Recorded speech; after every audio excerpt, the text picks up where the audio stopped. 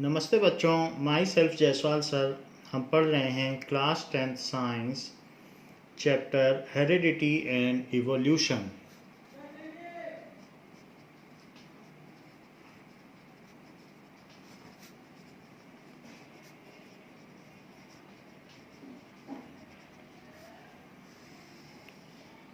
So what does it mean by heredity?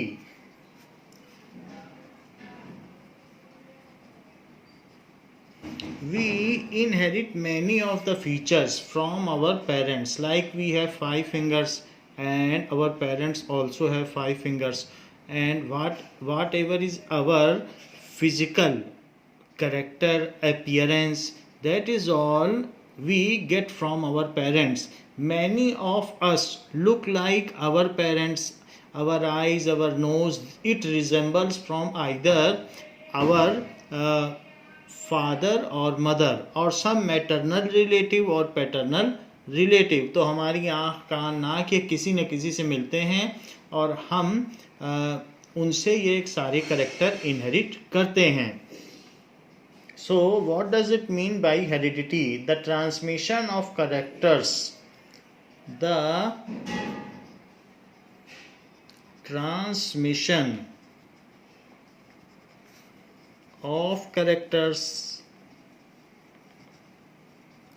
from parents to their offspring, from parents to their offspring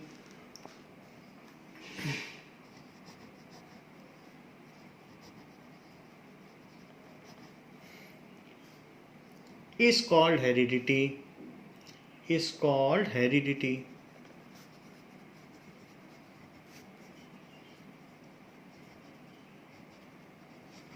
heredity का मतलब है जो transfer होते हैं characters parent से ऑफस्प्रिंग में, उसको हेरिडिटी कहा जाता है। हेरिडिटी का मीनिंग होता है अनुवांशिकता, दैट इज अनुवांशिकता, जो वंशानुगति होती है। यानी हमको अपने जो फादर से या फोर फादर से जो फीचर्स मिले हैं, that is called heredity. The word is originated from Latin and it means hair, so it is originated from hair. That is, इसका मतलब है उत्तराधिकार, what we acquire from our parents. So उसी से बना है hearer, कि जो जैसे राजा का बेटा राजा होता है तो what ever the prince get from king, सो वो उसका हेयर है, नेचुरल हेयर है। तो उसी तरीके से हम सब भी अपने पेरेंट्स से कुछ ना कुछ पाते हैं, फीचर्स पाते हैं। So we are heir, so we carry those feature which are bestowed us या transferred us from our parents. तो हेयर का मतलब होता है उत्तराधिकार। So we are natural owner of the feature of our parents. Feature भी हो सकता है, otherwise you can say the substantial, जो भी आपके फादर के पास सब्सटेंशियल मैटर है, जो चीज़ें हैं वो आप उसके नेचुरल एयरर हैं। So an heir is the person who inherits something from its parents. तो इसका मतलब क्या है? We inherit characters which is transferred to us from our parents. We inherit. So traits, हम वो traits पाते हैं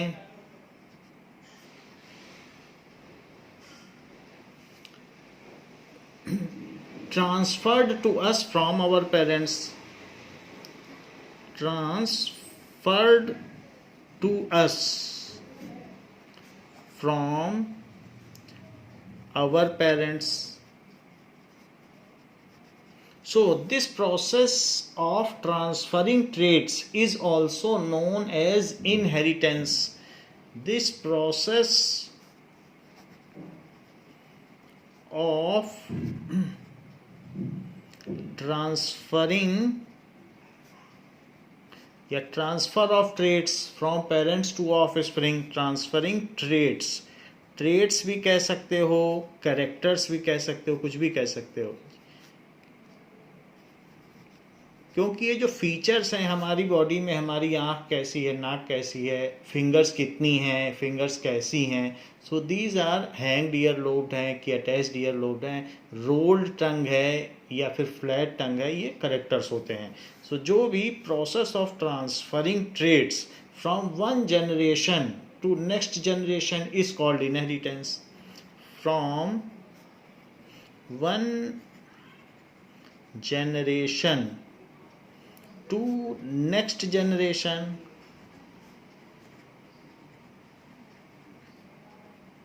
is called inheritance. It is called, so it is called inheritance. So the hereditary material, या ये भी कह सकते हैं the code of characters is hidden in DNA. जो हमारे अंदर ट्रांसफ़र होता है मटेरियल, वो डीएनए के थ्रू ट्रांसफ़र होता है. जो हमारे फादर और मदर का जो जर्म सेल है, दैट इज गेमीट भी कह सकते हैं या स्पर्म एंड ओवा कह सकते हैं, तो उसमें वो भी एक न्यूक्लियाई है. तो उस न्यूक्लियाई के अंदर जो डीएनए है, डीऑक्सी राइबो न्यूक्लिक एसिड्स, तो वो दोनों न्यूक्लियस आपस में फ्यूज हो जाते हैं और फिर जाइगोट बनता है, और उससे जो न्यूक्लियस बनता है वो वही हमारा फर्स्ट सेल है, वही मल्टीप्लाई हो करके हम मल्टी सेलुलर ऑर्गेनिज्म बने हैं. So both have contributed for the features of us. Our parents, that is our mother and father, both have contributed equally. दोनों ने ही हमको ये जो जेनेटिक कोड है, या ये कह सकते हैं कि करेक्टर्स का जो कोड है, वो कंट्रीब्यूटेड इक्वली किया है. तो स्पर्म में भी एक न्यूक्लियस है, और जो मदर से हमें ओवा मिला है उसमें भी न्यूक्लियस है, और यही दोनों न्यूक्लियस जब आपस में फ्यूज हो जाते हैं तो उससे जो भी कोड हमारे अंदर आता है, उसी से हमारे अंदर सारे फीचर्स अपीयर होते हैं. So the characters are hidden as codes in DNA. The characters of any person, जो भी करेक्टर्स हम लोगों में हैं, characters are hidden in form of code. उसका कोड होता है इन जेनेटिक मटेरियल, या डीएनए में वो रहता है. So it is called hereditary material. DNA को क्या कहा जाएगा? Hereditary material.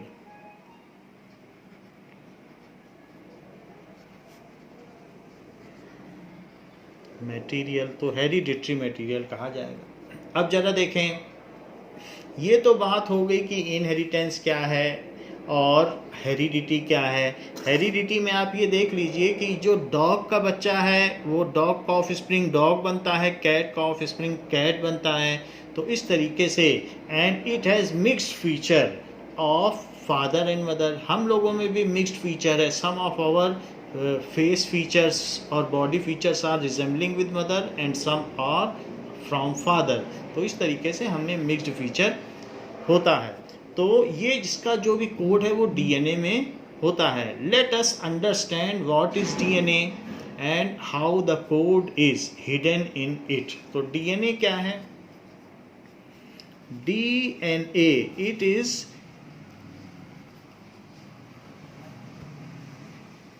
hereditary material. It is long molecule made of phosphate ions, deoxyribose sugar. ये किन चीज़ों से मिलके बना है? D oxy ribose sugar and nitrogenous base.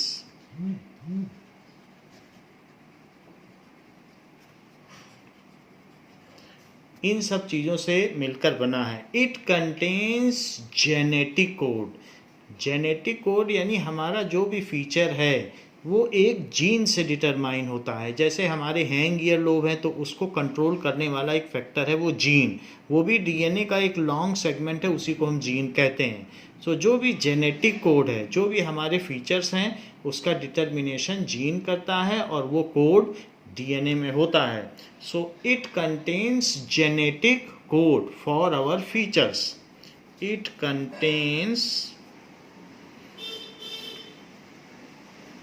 Genetic code. Gene के बारे में भी हम और जानेंगे तो आपको बताएंगे. जेनेटिक कोड विच कंट्रोल्स और determines our feature. Which determines our features. तो फीचर डिटरमाइनर है. तो its full form is deoxyribonucleic acid. Its full form is deoxyribonucleic acid. So, ribonucleic acid. So this is DNA. अब जरा हम देखें कि DNA में क्या क्या चीज़ें होती हैं. तो हमने आपको बता दिया कि फॉस्फेट आयन होगा. एक तो फॉस्फेट आयंस होगा, phosphate ion plus deoxyribose sugar, deoxyribose sugar और plus nitrogenous base, nitrogenous base. ये चीज़ है, ये तीन चीज़ें. आप कहेंगे कि अगर इसमें बेस है तो इसे एसिड क्यों कहा गया. न्यूक्लिक तो समझ में आता है because it is inside nucleus, that's why it is known as deoxyribose और न्यूक्लिक. लेकिन ये एसिड क्यों कहा गया, तो ये सारी चीज़ें देखें. क्योंकि जो फॉस्फेट आयन है वो बना किससे है. Phosphate ion it is PO4 3- phosphate ion है. इट इज C5H10O4 और इसमें 4 बेसेस हैं. That is adenine, thymine, guanine and cytosine. So these are the 4 bases जो नाइट्रोजीनियस बेस यहाँ पर दिखाए गए हैं. So these are 4 bases. Cytosine ATGC. So these are 4 bases. तो इन सब से मिलकर बना हुआ है. अब जरा देखो, जो फॉस्फेट आयन है वो फॉस्फेट आयन किससे बना हुआ है, वो फॉस्फोरिक एसिड से है. जैसे कि it is made from H3PO4. H3PO4 है. H3PO4 का मतलब है कि P में फॉस्फोरस की पेंटावेलेंसी होती है, 15 होता है इसका जो भी एटॉमिक नंबर है. तो 15 इलेक्ट्रॉन है तो 285. तो ऑक्सीजन की प्रेजेंस में ये पेंटावेलेंट है. यहाँ पर OH और इसमें भी OH और यहाँ पर भी OH. तो ये H3PO4 हो गया. और इसके जो हाइड्रोजन है वो एसिडिक हैं, वो H+ बन के निकलते हैं. तो बेस जितना इसमें बेस है उससे ज़्यादा इसमें एसिड है. अगर ये सारे के सारे हाइड्रोजन निकल जाएं तो 3H+ बन जाएगा और साथ ही साथ P डबल बॉन्ड O, फिर यहाँ O, यहाँ O और यहाँ O-. तो इस तरीके से इसमें जो अमाउंट ऑफ एसिड है it dominates over base. That's why it is called deoxyribonucleic acid. तो इसमें अमाउंट ऑफ एसिड ज़्यादा है और इसकी pH वैल्यू 7 से कम है, इसीलिए इसे एसिड कहा जाता है. ये तो बात हो गई कि फॉस्फेट आयन का मॉलिक्यूल कैसा होगा. ये फॉस्फेट आयन है, ये भी फॉस्फेट आयन है. और अदरवाइज जो फॉस्फोरिक एसिड है वो ये है. तो उसी में से H निकल जाते हैं. सो it is called phosphoric acid. ये फॉस्फोरिक एसिड है. अब यहाँ पर देखो ये क्या चीज़ है, डीऑक्सीराइबोस शुगर. तो सबसे पहले हम इसके लिए देखें कि राइबोस शुगर क्या होती है, तब डीऑक्सी समझ में आएगा. सो एक इस तरीके की शुगर जिसमें CH2OH और यहाँ पर H, फिर यहाँ पर H, यहाँ OH, यहाँ पर H, यहाँ OH और यहाँ पर H, यहाँ OH. ये जितने भी पॉइंट्स हैं इन सभी पॉइंट्स पे C लगा हुआ है. तो यहाँ भी C होगा क्योंकि C टेट्रावैलेंट है. तो C, C, C और C, ये सब C हैं. तो 1 2 3 4 5, तो C5 हो गया. अब देखो H10 टोटल काउंट करो, 3 4 5 6 7 8 9 10, H10 हो गया. O कितने हैं, 1 2 3 4 5. तो इसमें तो हमने 4 लिखा है. तो वास्तव में ये ऑक्सी, ये राइबोस शुगर है. तो ये एक राइबोस शुगर है. और इसमें से अगर एक ऑक्सीजन निकल जाए तो तब क्या होगा, ये राइबोस शुगर है. Now if one oxygen is remove from it, यानी इसका रिडक्शन कर दिया जाए, तो ये इस तरीके का स्ट्रक्चर हो जाएगा. C, C, C, C और C. यहाँ से एक निकल गया, बाकी सब कुछ वैसा ही है. तो CH2OH और यहाँ पर H. तो इस तरीके से बाकी कुछ नहीं बदला, लेकिन एक ऑक्सीजन. अब इसकी नंबरिंग करो ऑक्सीजन से, यहाँ से शुरू करते हुए 1 2 3 4 5. इसकी नंबरिंग कर दें 1 2 3 4 5. तो ये एक तरीके से पेंटोस शुगर है, क्योंकि 5 कार्बन है तो पेंटोस शुगर भी कहा जा सकता है. लेकिन एक ऑक्सीजन देखो निकल गया, पहले इसमें OH था, H रह गया. सो इसी से ये बन जाता है अगर एक ऑक्सीजन रिमूव हो जाए. तो अब एक ऑक्सीजन हट गया, इस वजह से इसका नाम क्या हुआ, डीऑक्सीराइबोस शुगर. Deoxyribose sugar. और ये 4 बेसेस हैं जिनको कि हम A, T, G और C से डिनोट करते हैं. सो इनके भी अपने स्ट्रक्चर्स हैं, खैर हम उस पर नहीं जा रहे हैं, बट वो भी एक तरीके के स्ट्रक्चर्स होंगे. तो हम ये देख रहे हैं कि कोई भी चीज़ जो डीऑक्सीराइबोन्यूक्लिक एसिड है वो फॉस्फेट आयन से बनी है, डीऑक्सीराइबोस शुगर से बनी है और नाइट्रोजीनियस बेस से मिलकर बनी हुई है. नाउ अब देखो, सबसे पहले जो इसका बैकबोन है DNA का, वो कैसे बना होगा उस चीज़ पर हम बात करते हैं. तो यहाँ पर देखो हमने इसमें नंबरिंग भी कर दी है. सो जैसे CH2OH है तो CH2OH लिखिए, CH2OH. तो एक राइबोस शुगर का मॉलिक्यूल यहाँ बना लो, C एंड C, और बाकी इसमें ऐसे ही आप दिखा लें, H और इसमें H और इसमें OH. इसी तरीके से H यहाँ पर दिखा दें, CH2OH. So this is CH2OH और यहाँ H. हमने इसकी नंबरिंग कर दी थी 1 2 3 4 5. तो ये 5th नंबर का कार्बन है. तो जो 5th नंबर का कार्बन है वो फॉस्फेट से कैसे मिलता है, जरा इस चीज़ को देखें. तो फॉस्फोरस में क्या चीज़ है, फॉस्फोरस में एक तो OH बॉन्ड है, यहाँ डबल बॉन्ड है, फिर यहाँ OH बॉन्ड है और फिर एक यहाँ OH बॉन्ड है ऐसे. तो OH में से इसमें से एक H निकल गया और इसमें से OH निकल गया. तो H और OH निकल गया क्योंकि ये H3PO4 है. H3PO4 जिसे फॉस्फोरिक एसिड कहा जाता है। आप काउंट कर लो। और जब वो इसके पास आता है, ये दोनों जुड़ते हैं तो वाटर मॉलिक्यूल निकल जाता है। तो जब ये चीज़ है, और यहाँ भी एक फॉस्फोरस मॉलिक्यूल, एक 5 के पास आएगा और एक 3 के पास आएगा।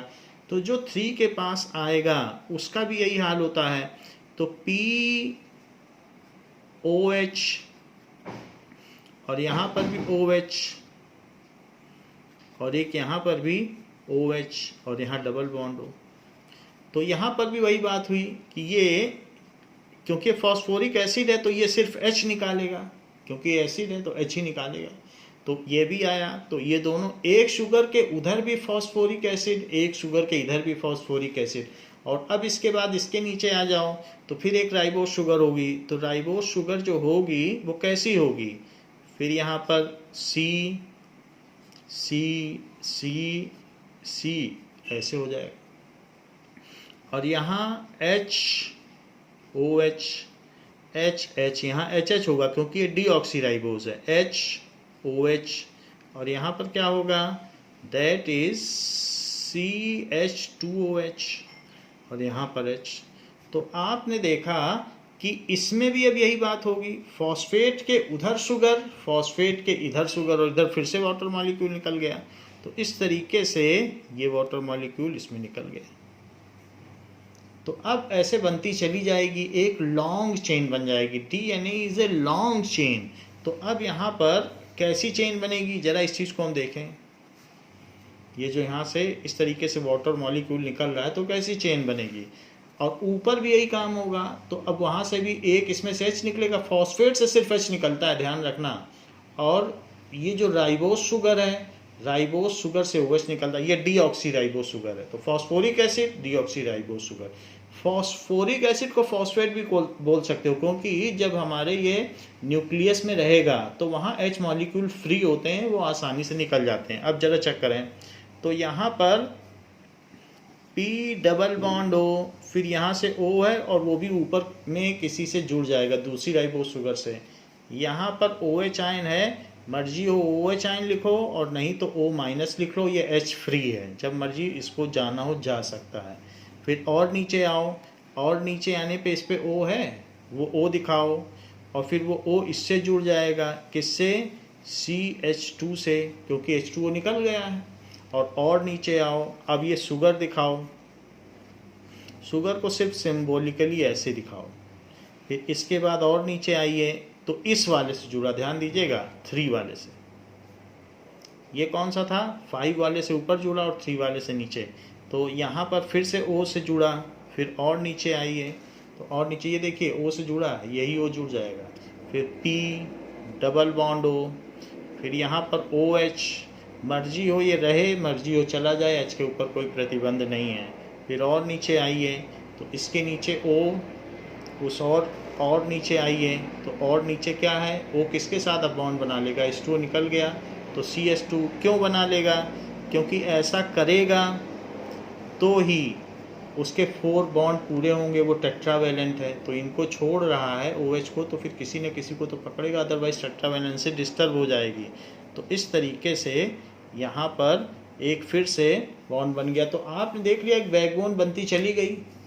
और यहाँ पर इसका कौन सा एंड है, ये 5 एंड है, तो ये अब 3 वाला जो एंड है वो भी नीचे किसी न किसी से जुड़ जाएगा। वो तो ये है 3 एंड, ये वाला, दिस इज 3 एंड। और ये कौन सा है, दिस इज 5 एंड। कैसे, ये देखो ये 5 नंबर है।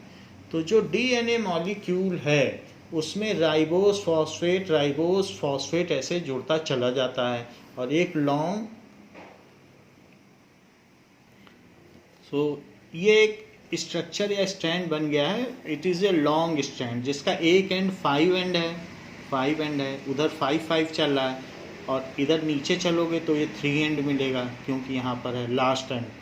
तो 5 एंड 3 एंड, इनके 2 एंड हैं। अब इसके साथ ऐसा ही एक और स्ट्रैंड बनेगा जो इसके अपोजिट में होगा, जरा वो भी देख लें। मान लीजिए कि यहाँ पर ये शुगर जैसे ऐसी है और ठीक इसकी उल्टी हो जाए, अपोजिट। तो अपोजिट होने पे क्या होगा कि अब इस तरीके से होगा, अपोजिट हो गई शुगर, तो अपोजिट होगी तो यहाँ CH2 होगा और CH2OH होगा, लेकिन OH में नहीं दिखा रहा हूँ क्योंकि OH न दिखा के वही OH निकल जाएगा और फॉस्फोरस से O निकल जाएगा, तो इस तरीके से स्ट्रैंड बढ़ जाएगा। तो ये 5th कार्बन है और यहाँ पर ये 5th है, ये 4th है, ये 3rd है, तो 3rd वाला उधर चलेगा।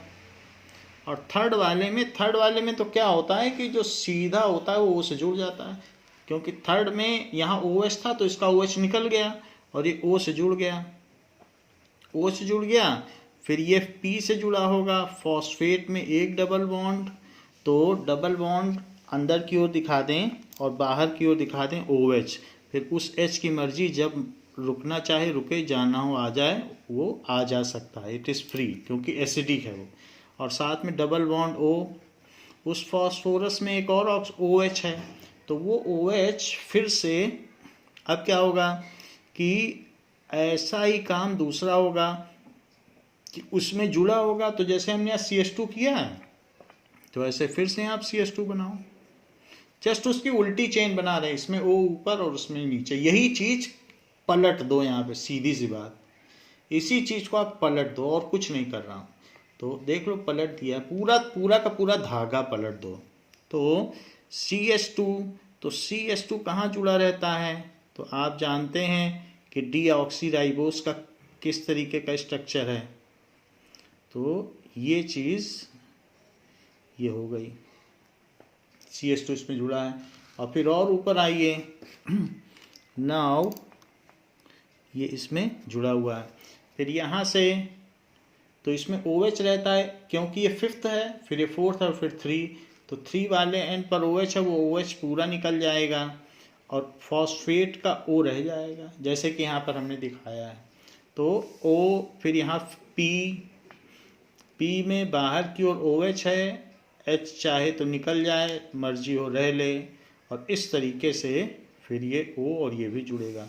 तो हमने आपको ये दिखा दिया कि इसका जो 5 एंड है वो नीचे है और इसका 3 एंड नीचे है, और इस वाले में ये कौन सा एंड है बताओ, 5 4 3, तो ये हमारे दो अलग अलग स्ट्रैंड हो गए, लॉन्ग स्ट्रैंड।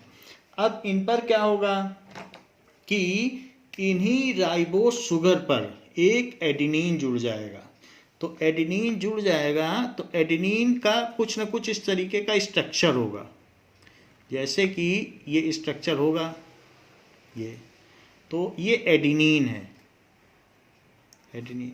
तो एडेनिन के अपोजिट में एक गुआनिन होगा, तो गुआनिन भी शुगर से ही जुड़ा रहेगा, लेकिन गुआनिन का भी एक स्ट्रक्चर होगा, वो इसी में फंसेगा स्लॉट में, ये एडेनिन और थाइमिन। तो जैसे इसमें एक सरेशन है या डिप्रेशन है, तो इसमें एक तरीके का एपेक्स है, वो इसी में फिट हो जाएगा, इसीलिए एडेनिन हमेशा थाइमिन के साथ रहेगा। और साथ ही साथ हम अगर देखें तो यहाँ पर गुआनिन, तो गुआनिन में ही इसी शुगर से जुड़ा रहेगा, लेकिन गुआनिन में 2 सरेशन होंगे, सो इसमें 2 सरेशन होंगे, तो ये गुआनिन हो गया, गुआनिन। और इसके अपोजिट में जो है वो साइटोसिन है, तो साइटोसिन में क्या होगा, साइटोसिन में उतने ही एपेक्स होंगे, ये तो ये साइटोसिन है, तो कभी भी गुआनिन उसी में वो फिट हो जाता है, इनके बीच में जो केमिकल बॉन्डिंग होती है ये सब बेस हैं, नाइट्रोजीनियस बेसेस हैं, तो ये हमारा डीएनए का एक स्ट्रैंड बनता चला जाता है, जिसमें कि एक तरफ 5 एंड है और नीचे की ओर इसका 3 एंड है, तो ये 3 एंड है, और इधर 5 एंड है और ये 3 एंड, और इधर ऊपर की ओर इसका 5 एंड है और नीचे की ओर 3 एंड, इसमें यहाँ पर 3 एंड। तो इस तरीके से डीएनए के लॉन्ग मॉलिक्यूल्स रन करते हैं, और एक फॉस्फेट एक शुगर और एक बेस को, नाइट्रोजीनियस बेस को, एडिनिन, थाइमिन, गुआनिन, साइटोसिन, ये सब नाइट्रोजीनियस बेस हैं, इनको अगर मिला दिया जाए तो इसको कहते हैं न्यूक्लियोटाइड। सो न्यूक्लियोटाइड क्या कहलाता है, ये जरा देखें तो एक फॉस्फेट मॉलिक्यूल, एक शुगर एंड एक नाइट्रोजीनियस बेस, अगर इसको मिला दिया जाए then it is called nucleotide। Nucleotide, ये न्यूक्लियोटाइड है। जैसे यहाँ पर है वैसे इसी तरीके से एक शुगर, एक बेस और एक फॉस्फेट को मिला दो तो इसके बगल में भी न्यूक्लियोटाइड हो जाएगा, ये भी एक न्यूक्लियोटाइड है। बेस कोई भी हो सकता है चारों में से, तो ये भी एक न्यूक्लियोटाइड है। This is other nucleotide. ऐसे ही इसके नीचे आ जाओ तो फिर से एक फॉस्फेट, एक शुगर और साथ में एक बेस, एक फॉस्फेट, एक शुगर, डीऑक्सीराइबोस शुगर और एक बेस, इसको मिला के एक न्यूक्लियोटाइड, फिर दूसरा न्यूक्लियोटाइड, ऐसे लगातार चलता रहेगा। फिर तीसरा चलोगे तो तीसरे में फिर इसके नीचे भी एक होगा, वो चीज़ दिखाई नहीं गई है। ऐसे यहाँ पर भी देख लो कि यहाँ पर हमने किया तो शुगर ले लिया, ऐसे आप नीचे तक कर सकते हैं। तो राइबोज है तो राइबोज के केस में उसका CH2 भी कंसीडर करना है, इसको भी आप इसी के अंडर में ले लें। ये जो सर्कल बना रहे हैं तो ये इसके साथ हो जाएगा, तो ये न्यूक्लियोटाइड है, CH2 उसी का पार्ट है। तो एक बेस, एक शुगर और एक फॉस्फेट, हो गया न्यूक्लियोटाइड। अब दूसरा देखो तो एक फॉस्फेट और साथ में ये देखिए एक शुगर, पूरा शुगर ले लिया डीऑक्सीराइबोज, और एक बेस और एक फॉस्फेट, इसको कहते हैं nucleotide. It is called nucleotide. तो ये जो पूरी चेन है उसमें न्यूक्लियोटाइड न्यूक्लियोटाइड जुड़े गए हैं तो इसको कहेंगे पॉलीन्यूक्लियोटाइड। तो डीएनए का सिंगल स्ट्रैंड क्या होता है, single strand of DNA is called polynucleotide. तो ये लिख लें, क्योंकि एक तो न्यूक्लियोटाइड में क्या होता है, single nucleotide consist of one phosphate molecule. तो फॉस्फेट आयन भी कह सकते हो, रिसर्च का कुछ वो नहीं है, निकल भी जाए तो कोई वो नहीं। One phosphate ion, one sugar and one base. So one nucleotide, a nucleotide consist of one phosphate ion, one deoxyribose sugar and one nitrogenous base. Nitrogenous base, nitrogenous base कौन कौन से हैं, कोई भी एक हो सकता है, एडिनिन, गुआनिन, थाइमिन और साइटोसिन, इनमें से कुछ भी हो सकता है। नाउ ये तो एक न्यूक्लियोटाइड हो गया जिसमें ये सारी चीजें होंगी। So various nucleotides are interlinked with each other to form a very long chain. तो जो सिंगल स्ट्रैंड ऑफ डीएनए, ये सिंगल स्ट्रैंड है, वैसे तो ये डबल स्ट्रैंडेड होता है लेकिन सिंगल स्ट्रैंड में ही बहुत, क्योंकि डबल स्ट्रैंडेड है ना, ये जुड़े हैं, इनके बीच में बॉन्ड है, एक ये धागा और एक ये धागा, बीच में ये जुड़े हुए हैं। सो single strand of DNA, single strand of DNA consists of millions of nucleotides, millions of nucleotide called polynucleotide। उसे क्या कहेंगे, बहुत सारे होंगे तो मैनी कहा जाता है, तो पॉलीन्यूक्लियोटाइड, उसको पॉलीन्यूक्लियोटाइड कह देंगे।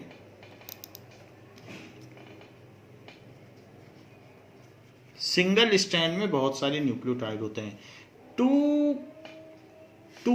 Single strands of DNA are attached with each other at bases. तो वो दोनों कहाँ अटैच होंगे? बेसेस पर. बेसेस के बीच में इनमें एक बॉन्ड्स बन जाते हैं. सो to long strands of DNA, long single strands of DNA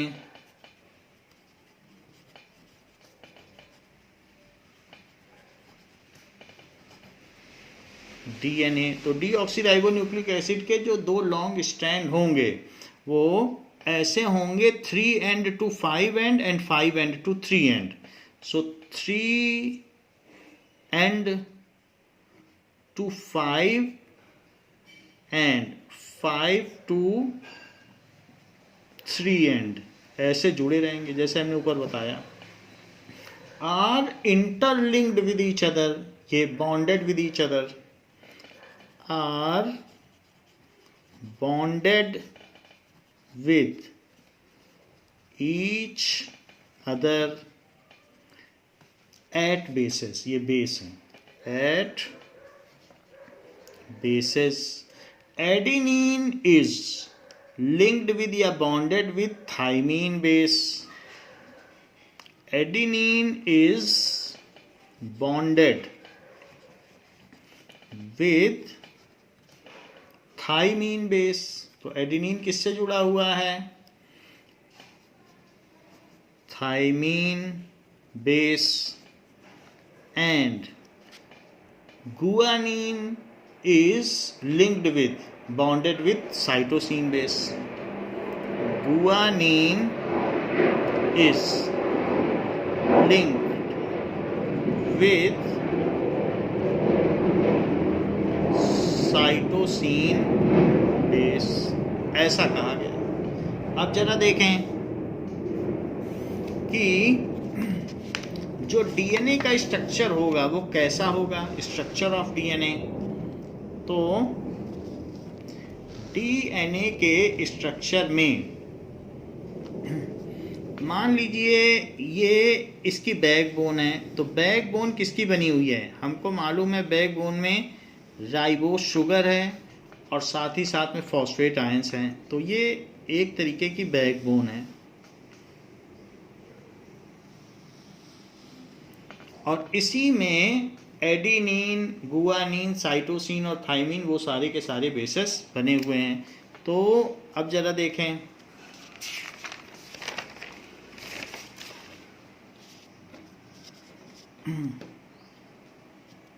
now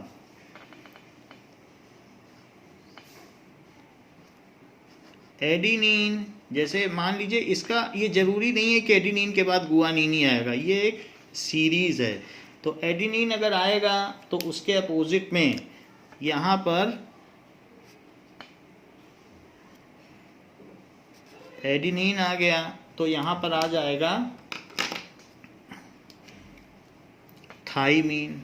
वो इसी में अटैच होगा क्योंकि उसका डिप्रेशन उसके एपेक्स में चला जाएगा. तो हमेशा एडिनिन थाइमीन से ही जुड़ा है. एडिनिन बिल्कुल फिट बैठ जाएगा उसमें. एडिनिन और थाइमीन जुड़ गया.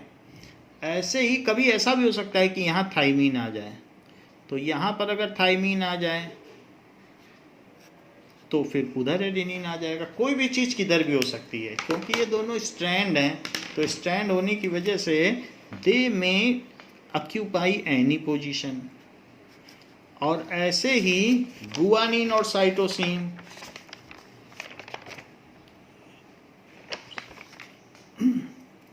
जैसे गुआनिन, तो गुआनिन में इस तरीके से डिप्रेशन होगा. गुआनिन, ये तो गुआनिन कहीं भी आ सकता है और इधर भी गुआनिन आ सकता है कहीं भी. ये गुआनिन. तो गुआनिन के अपोजिट कौन होगा? गुआनिन के अपोजिट में होगा cytosine.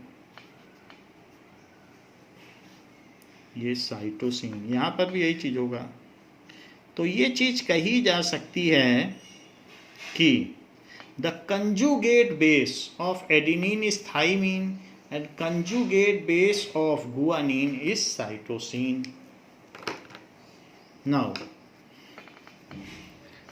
conjugate base of adenine जो उसके अपोजिट में जुड़ा है is thymine and conjugate base of guanine is cytosine। तो ये बात बता दी आपको।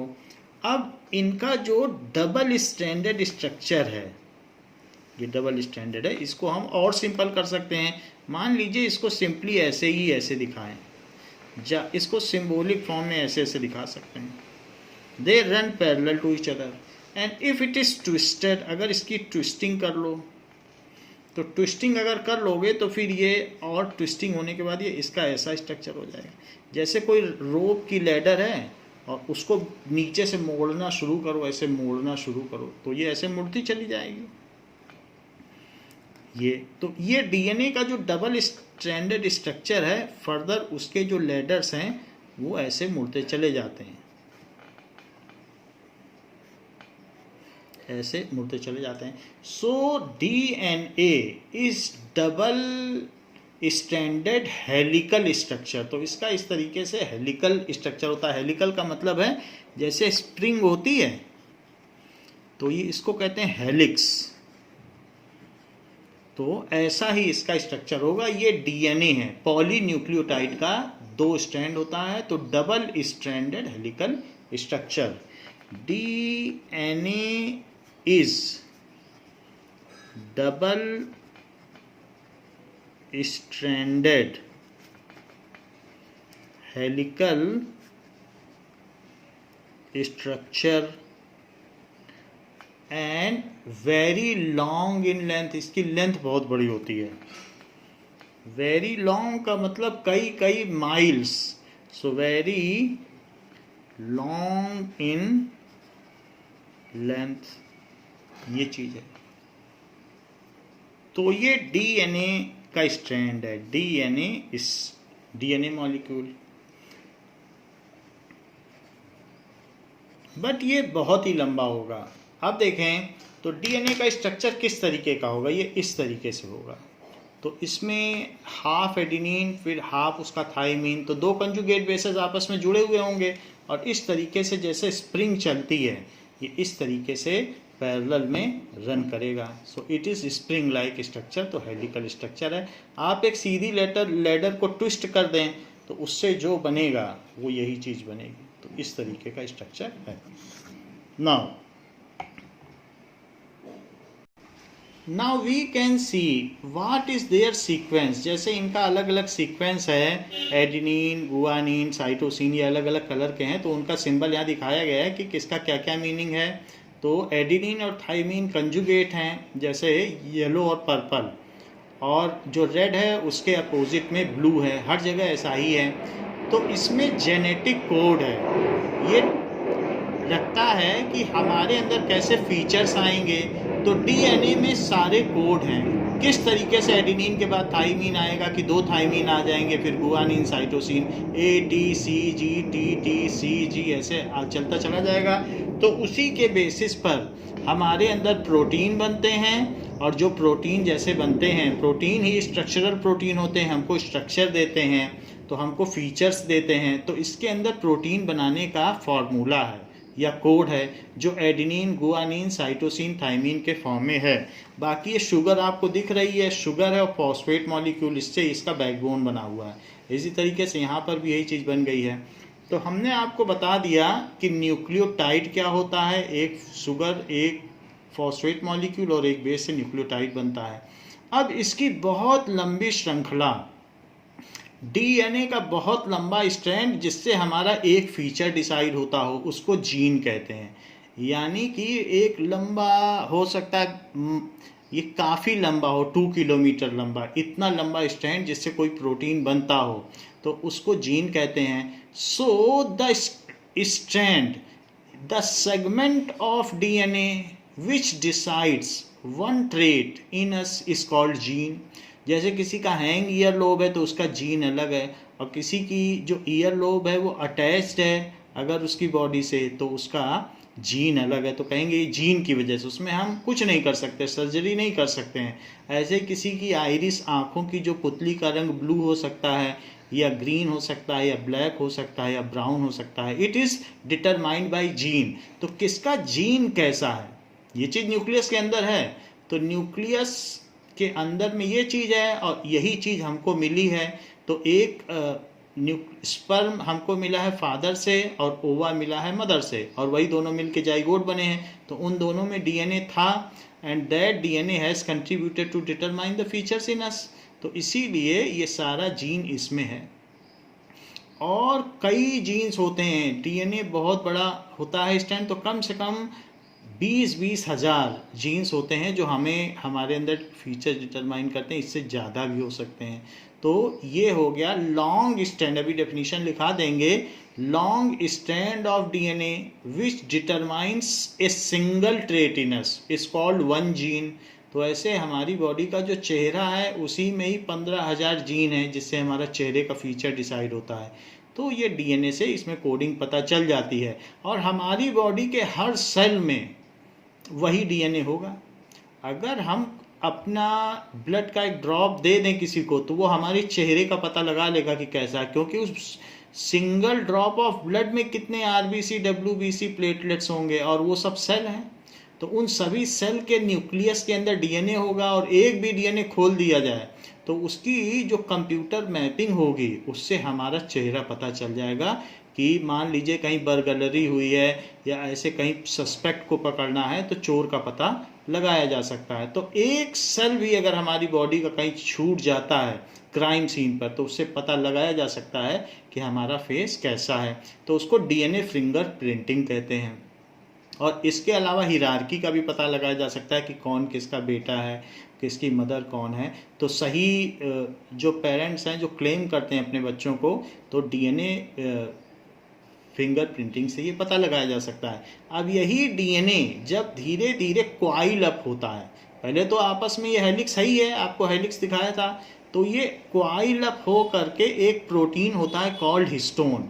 हिस्टोन के चारों तरफ लिपट जाता है, क्वाइलिंग हो गई इसकी, फिर इस प्रोटीन के चारों ओर लिपटा, फिर ऐसे प्रोटीन आपस में फिर कंडेंस हुए और फिर क्वाइल हुए, और फिर कंडेंस हुए और फिर क्वाइल हुए। तो और भी इसका जो छोटा स्टैंड है, फिर आप समझ सकते हैं कि क्वाइल होने के बाद ये एक तरीके से primary coiling, secondary coiling, tertiary coiling और फिर और क्वाइलिंग, तो ये क्वार्टरनरी क्वाइलिंग, 4 बार इनकी क्वाइलिंग होती है। तो एक ये कंडेंस स्ट्रक्चर बनता है जिसको कहते हैं क्रोमोजोम। तो है वही चीज़, लेकिन जब सेल डिवाइड होने वाला होता है तो तब क्रोमोजोम बनते हैं। And these 2 pairs of sister chromatids, ये इसके सिस्टर क्रोमाटिड्स हैं जो सेंट्रोमियर से जुड़े हुए हैं। तो अब अगर एक सेल से 2 सेल बनेगा तो यहीं से ये टूट जाएगा सेंट्रोमियर से, और एक पार्ट एक डॉटर सेल में और दूसरा पार्ट दूसरे डॉटर सेल में, ये मदर सेल है। कभी कभी सिंगल सेल 2 सेल में डिवाइड होता है जिसको बाइनरी फिजन कहते हैं, तो या द्वितीयक विखंडन कहते हैं। तो एक ये जो भी है क्रोमोजोम वो भी हाफ हाफ हो जाता है। तो जब भी ये डीएनए है तो डीएनए का रेप्लिकेशन होगा। हम आपको रेप्लिकेशन बताएंगे कि एक डीएनए से 2 डीएनए कैसे बन जाते हैं आइडेंटिकल, फिर 2 डीएनए बन जाएंगे, और 2 डीएनए बनने के बाद उन्हीं से 2 सिस्टर क्रोमाटिड्स बन जाएंगे। This is x like structure which is called chromosome. और क्रोमोजोम है, it is also hereditary material in condensed form. लेकिन कंडेंस फॉर्म में काम कुछ नहीं होगा, जब भी वो खुलेगा तभी तो उसका कोड मिलेगा और तभी तो प्रोटीन बनेगा। ये सिर्फ डिवीज़न के टाइम में ही क्रोमोजोम पिक्चर में आता है, अदरवाइज ये जो है सेल के अंदर ऐसे ही उलझा हुआ रहता है जिसको कि क्रोमाटिन थ्रेड्स कहते हैं। तो ये एक DNA is in entangled form present in inside nucleus of the cell. तो ये बात यहाँ पर बताई गई कि किस तरीके से डीएनए का स्ट्रक्चर है, फिर जीन क्या है, फिर क्रोमोजोम क्या है।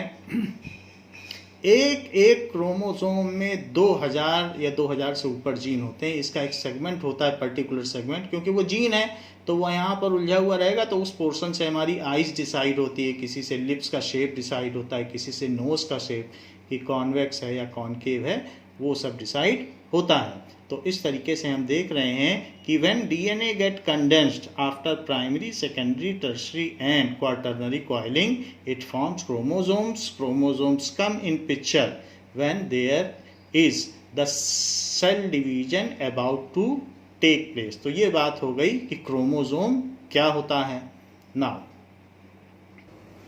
Now the sequence of various bases, जो इसमें अलग अलग बेसेस हैं, are the codes for protein synthesis, वही कोड है।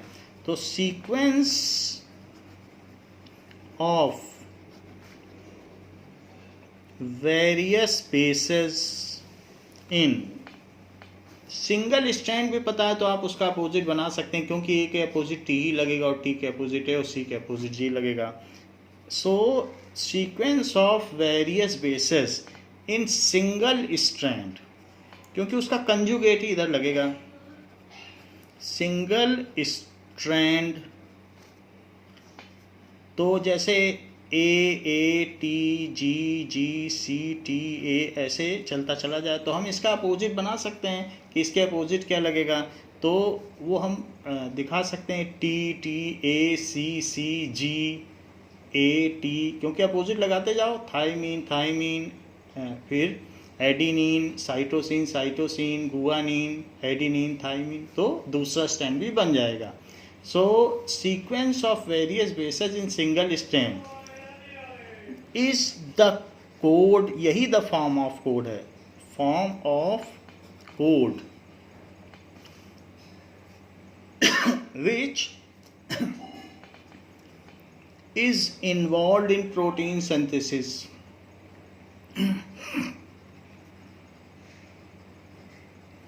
In protein synthesis,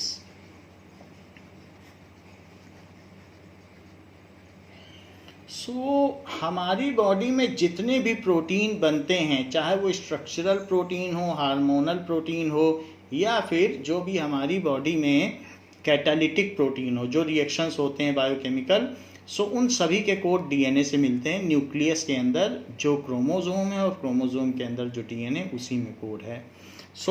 ये कहा जा सकता है ऑल द प्रोटीन सिंथेसिस, हमारी बॉडी में 2000 प्रोटीन्स हैं। All the proteins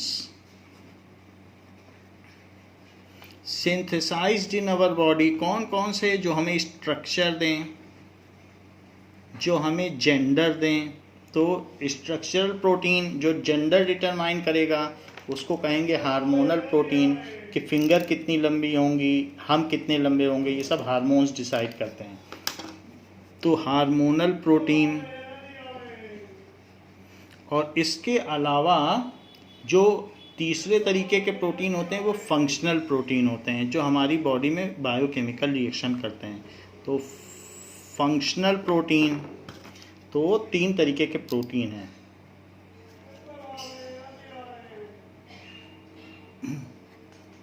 all the proteins, एक स्ट्रक्चरल, एक हार्मोनल। स्ट्रक्चर हमें शेप देता है, हार्मोनल हमारा जेंडर डिसाइड करते हैं, हमें हाइट देते हैं, कलर देते हैं, फिंगर और हाथ की लेंथ कितनी होनी चाहिए, ये सब बताते हैं। और फंक्शनल हमारी बॉडी में खाना कैसे पचेगा, या जो भी फंक्शंस होते हैं वो सब रिएक्ट कराते हैं। तो ये सब प्रोटीन से ही होता है।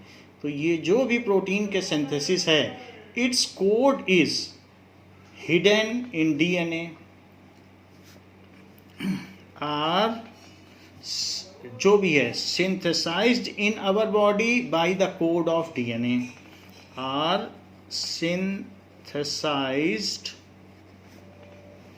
इन our body by taking code from DNA, by taking code, इसका मतलब क्या है, from DNA। जैसे हमारी बॉडी में जो प्रोटीन है वो प्लांट में नहीं है, प्लांट प्रोटीन अलग है, और फिर एनिमल में भी अलग अलग फीचर्स हैं सबके, तो सबका प्रोटीन अलग अलग है। प्लांट में लोकोमोशन नहीं होता है, उसके डिफरेंट काइंड्स ऑफ प्रोटीन है, हम में कॉम्प्लेक्स प्रोटीन है। तो वो कोड कहाँ से मिलेगा, डीएनए के अंदर से मिलेगा। कौन लाएगा, कैसे होगा, ये सब अभी हम बता देंगे आपको। तो ये चीज़ें हैं। तो डीएनए में एक तो काम है protein synthesis. The protein synthesis, DNA is involve in protein synthesis and this process is known as transcription. So DNA का दो फंक्शन है. तो डीएनए इज इन्वॉल्व इन किसमें इन्वॉल्व है? इन protein synthesis.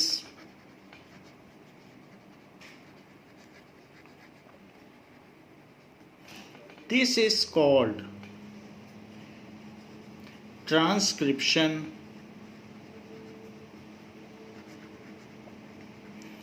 DNA is also involved in cell division. DNA is also involved in cell division. Cell division takes place only after DNA replication. एक है DNA transcription और दूसरा है DNA replication.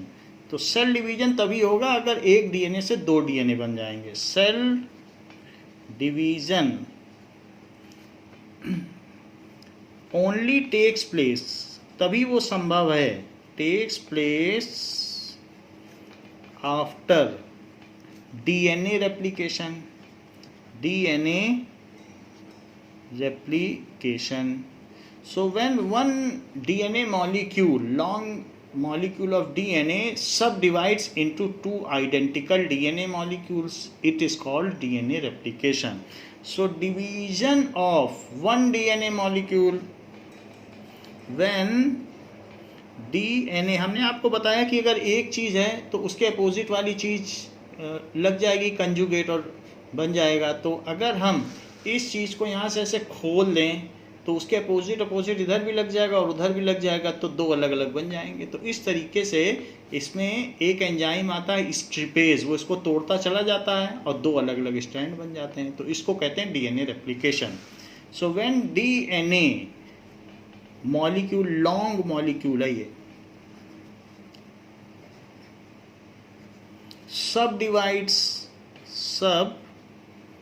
divides into two identical DNA molecule,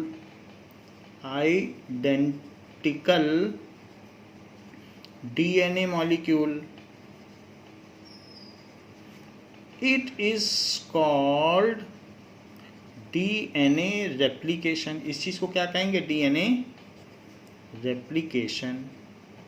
सो एक से दो का टूट जाना, ये डीएनए रेप्लिकेशन है. Let us see how DNA replication takes place. So DNA का फंक्शन है एक ट्रांसक्रिप्शन और दूसरा है रेप्लिकेशन. ट्रांसक्रिप्शन का मतलब है प्रोटीन की सिंथेसिस और दूसरी चीज़ है कि जब सेल डिवीजन हो, एक सेल से दो सेल बने, तो भी डीएनए ही पिक्चर में आएगा.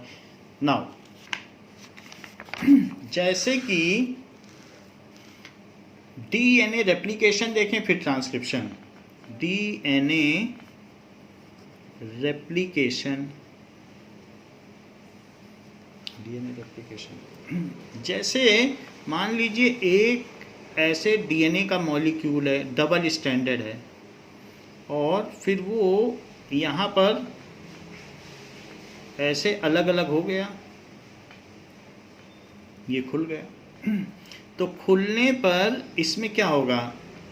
एडिनिन, गुआनिन, साइटोसिन, ऐसे बहुत सारे बेस होंगे ऐसे. तो यहाँ पर अलग अलग बेस यहाँ पर भी होंगे. इसको अब थोड़ा सा बड़ा करके दिखा देते हैं. जैसे कि यहाँ पर अब एडिनिन है, एडिनिन, फिर दूसरा बेस यहाँ पर आ जाएगा, तो एडिनिन, गुआनिन होगा, फिर कोई और भी बेस होगा, तो यहाँ पर साइटोसिन हो सकता है, ऐसे हो सकता है. एडिनिन के अपोजिट में जब ये टूटेगा तो एडिनिन, इट इज़ ऑब्वियस कि इसके अपोजिट में जरूर थाइमिन रहा होगा. अब गुआनिन के अपोजिट में क्या रहा होगा? जब ये इस तरीके से हमने खोल दिया तो इसको बीच से हमने तोड़ दिया है, मतलब धीरे धीरे खोलने लग गए. तो अब दो स्प्रिंग हो गई, दो स्प्रिंग एक दूसरे में उलझी हुई थी. तो गुआनिन के अपोजिट में साइटोसिन है और साइटोसिन के अपोजिट में गुआनिन है, ये गुआनिन. तो जस्ट उसके अपोजिट कंजुगेट है. यहाँ पर बहुत सारे शुगर मॉलिक्यूल भी तैर रहे हैं हवा में, तो शुगर भी तैर रहे हैं, क्योंकि शुगर से ही तो इसका बेस बनता है। फॉस्फेट भी तैर रहे हैं, PO4 3- भी हैं, और साथ में हवा में एडिनिन भी तैर रहे हैं, गुआनिन भी तैर रहे हैं। ये सब न्यूक्लियस के अंदर हैं। साइटोसिन भी तैर रहे हैं और थायमीन भी।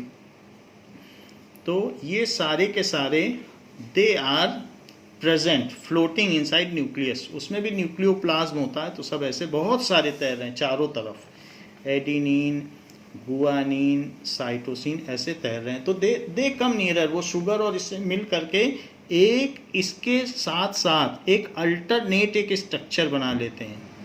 वो कैसा स्ट्रक्चर बना लेंगे? वो हेलिकल बना लेंगे। जैसे ये गुआनिन है, तो यहाँ आप साइटोसिन आ जाएगा। गुआनिन के अपोजिट क्या आएगा? साइटोसिन। फिर इसी तरीके से यहाँ से फिर दूसरा आएगा, तो साइटोसिन के अपोजिट में क्या आ जाएगा? गुआनिन। फिर यहाँ से फिर ऐसे आएगा, और यहाँ क्या आ जाएगा? एडिनिन। तो एक दूसरी लिंक बन गई।